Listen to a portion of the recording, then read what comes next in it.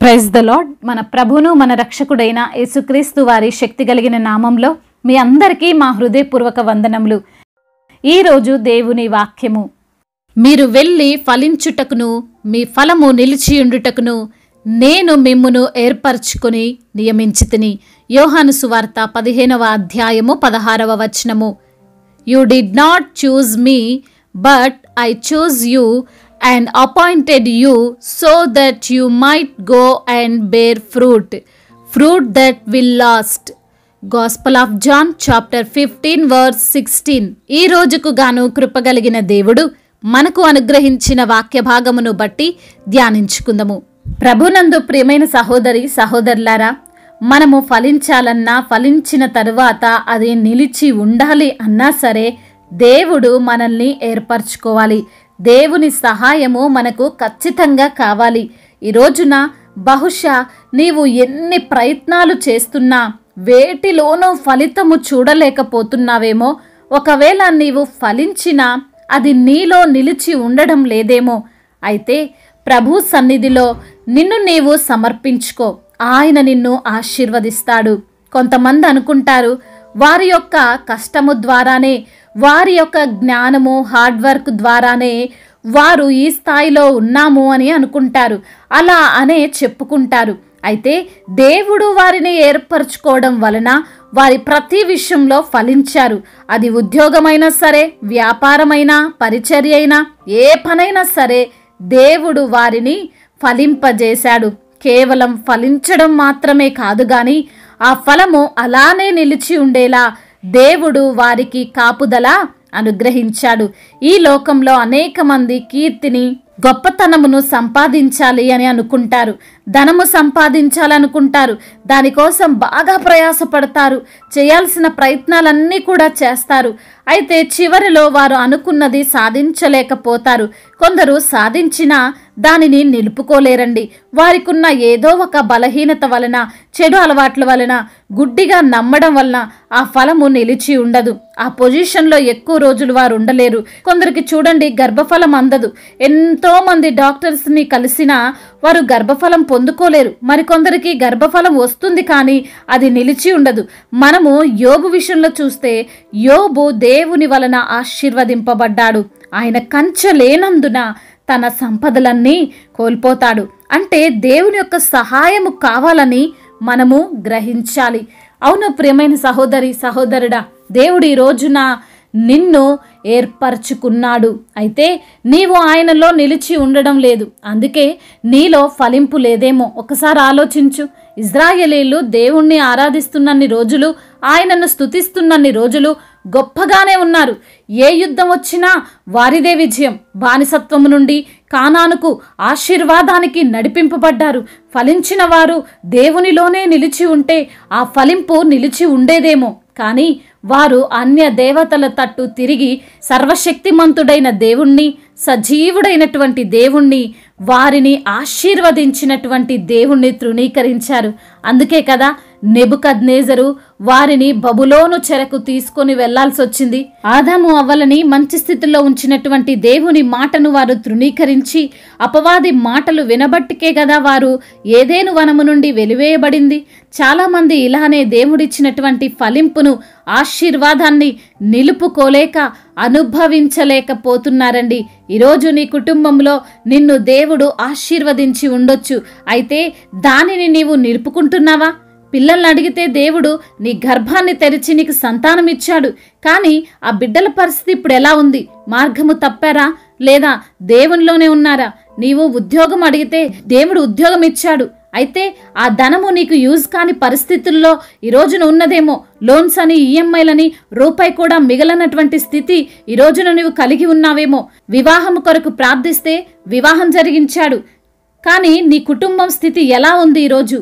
దేవుడు మనల్ని ఏర్పరచుకున్న మాట వాస్తవం, మనల్ని ఆశీర్వదించిన మాట వాస్తవం, మనల్ని అన్ని విధాల కూడా ఫలింపజేసిన మాట వాస్తవం.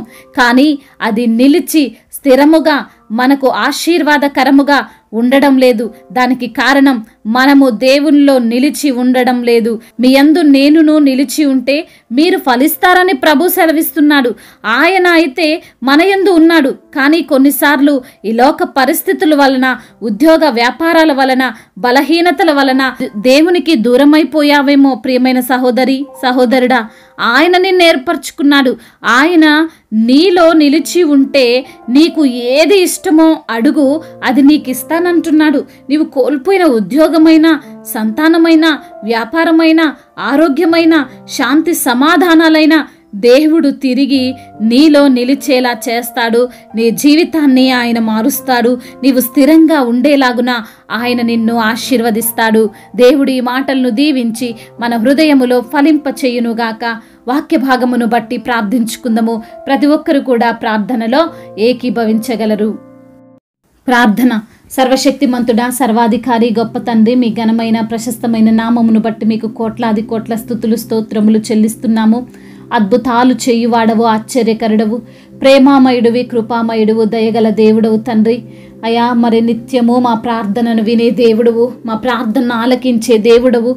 మీరు మమ్మల్ని ఏర్పరచుకున్నారని, అయా మీరు మమ్మల్ని ఫలింపజేశారని, ఫలింపజేసినప్పుడు ఆ యొక్క ఫలము నిలిచి ఉండాలని నా తండ్రి, ఆశీర్వాదకరముగా మేము ఉండాలని ఈరోజు నా వాక్యము ద్వారా మీరు మాతో మాట్లాడారు ప్రభువా.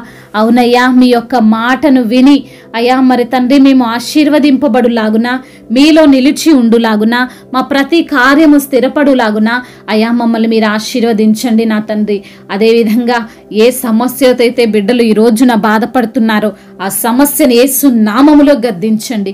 మీ యొక్క కృపాహస్తము, మీ కనికర హస్తము, మీ బాహువు, మీ చల్లనైన దీవెనలు బిడ్డలపైన ఉంచండి.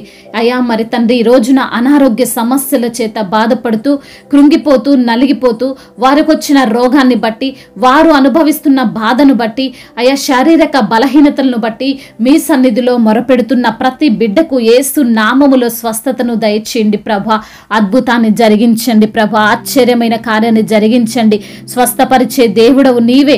నీ వైపు చూస్తుండగా ప్రభా విడుదలను దయచేయమని వేడుకుంటున్నాం తండ్రి.